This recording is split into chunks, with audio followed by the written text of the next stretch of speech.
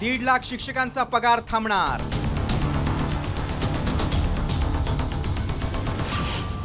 पगार थांबवण्यामागचं कारण काय?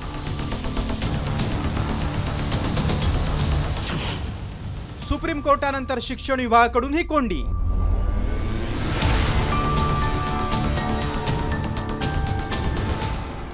राज्यातील 1.5 लाख शिक्षक आणि शिक्षकेतर कर्मचाऱ्यांचा पगार थांबणार आहे आणि त्याला कारण ठरलंय शालार्थ आयडीतील बोगसगिरी विरोधात शिक्षण विभागानं सुरू केलेली शोध मोहीम। याच मोहिमेमुळे शिक्षक आणि शिक्षकेतर कर्मचाऱ्यांचं टेन्शन वाढलंय, कारण मुदतीत कागदपत्र अपलोड न करणाऱ्या शिक्षकांचे पुढील महिन्याचा पगार थांबवण्याचे आदेश वेतन अधीक्षकांनी काढले। मात्र या आदेशात नेमकं काय म्हटलंय ते पाहूया।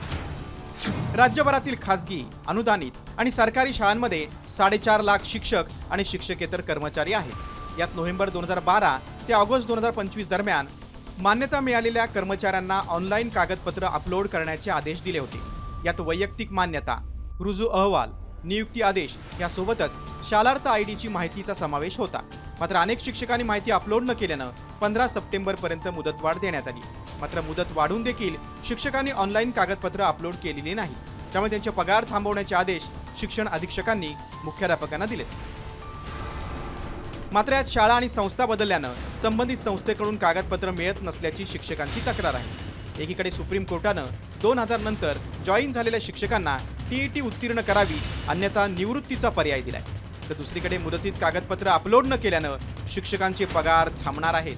त्यामुळे राज्यातील 1.5 लाख शिक्षक दुहेरी संकटात सापडलेत। आता बोगस शालार्थ आयडी काढून शिक्षण विभागाचे कोट्यवधी रुपये लुटणाऱ्या टोळक्यामुळे प्रामाणिक शिक्षकांचीही कोंडी झाली आहे। त्यामुळे सरकार शिक्षकांची भावना समजून तोडगा काढणार की कागदपत्र अपलोड करण्यासाठी आणखी मुदत वाढवून घेणार, याकडे सगळ्यांचं लक्ष आहे। ब्युरो रिपोर्ट, साम टीव्ही न्यूज।